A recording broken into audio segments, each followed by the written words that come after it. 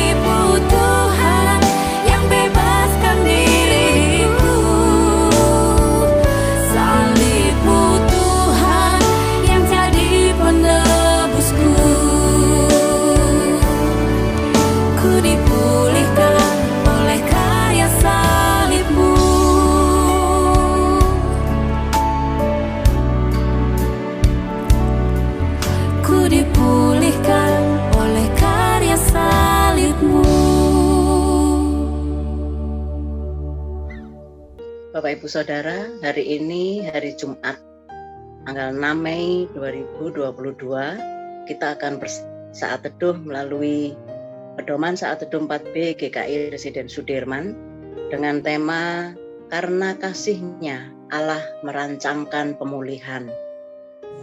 Firman Tuhan yang kita renungkan pagi hari ini diambil dari Yehezkiel 20 ayat 39 sampai dengan 44 akan dibacakan oleh Bu Monica. Sebelumnya mari kita berdoa bersama. Lalu Bapa yang kami sembah dan kami muliakan di dalam nama Tuhan Yesus Kristus, pagi hari ini Tuhan kami sungguh bersyukur kami Kau berkati dalam istirahat malam kami, dan pagi hari ini kami boleh siap untuk mendengar dan merenungkan firman-Mu. Biarlah Tuhan menolong setiap kami untuk kami boleh memahaminya. Terima kasih Bapa, dalam nama Tuhan Yesus kami berdoa. Amin. Kita akan membaca Yehezkiel 20 ayat 39 sampai dengan 44. Hai kamu kaum Israel, beginilah firman Tuhan Allah. Biarlah masing-masing pergi beribadah kepada berhala-berhalanya. Tetapi kemudian kamu akan mendengarkan aku dan tidak lagi melanggar kekudusan namaku yang kudus dengan persembahan-persembahanmu dan berhala-berhalamu. Sebab di atas gunungku yang kudus, di atas gunung Israel yang tinggi, demikianlah firman Tuhan Allah. Di sana, di tanah itu, segenap kaum Israel dalam keseluruhannya akan beribadah kepadaku. Di sana aku akan berkenan kepadamu, dan di sana aku akan menuntut dari kamu persembahan-persembahan khususmu dan sajian-sajianmu yang terpilih, segala yang kamu kuduskan. Seperti kepada persembahan yang harum, aku berkenan kepadamu pada waktu aku mengeluarkan kamu dari tengah-tengah bangsa dan mengumpulkan kamu dari negeri-negeri di mana kamu berserak. Dan aku akan menunjukkan kekudusanku kepadamu di hadapan bangsa-bangsa. Dan kamu akan mengetahui bahwa akulah Tuhan. Pada waktu aku membawa kamu masuk ke tanah Israel, ke negeri yang dengan sumpah telah kujanjikan memberikan kepada nenek moyangmu. Di sana kamu akan teringat-ingat kepada segala tingkah lakumu dengan mana kamu menajiskan dirimu, dan kamu akan merasa mual melihat dirimu sendiri karena segala kejahatan-kejahatan yang kamu lakukan. Dan kamu akan mengetahui bahwa akulah Tuhan pada masa aku, oleh karena namaku, tidak memperlakukan kamu selaras dengan tingkah lakumu yang jahat dan busuk, hai kaum Israel. Demikianlah firman Tuhan Allah. Terima kasih Bu Monica. Bapak Ibu Saudara, ada peribahasa yang berbunyi, sejahat-jahatnya harimau, namun ia tidak akan makan anaknya sendiri. Secara sederhana, peribahasa tersebut bisa berarti bahwa tidak ada orang tua yang tega mencelakai anaknya sendiri. Orang tua yang baik sekalipun anak-anaknya nakal, suka memberontak, suka melawan, namun itu semua tidak sampai membuat mereka berhenti mengasihi, apalagi sampai membinasakan anak-anaknya, karena itu adalah darah dagingnya sendiri.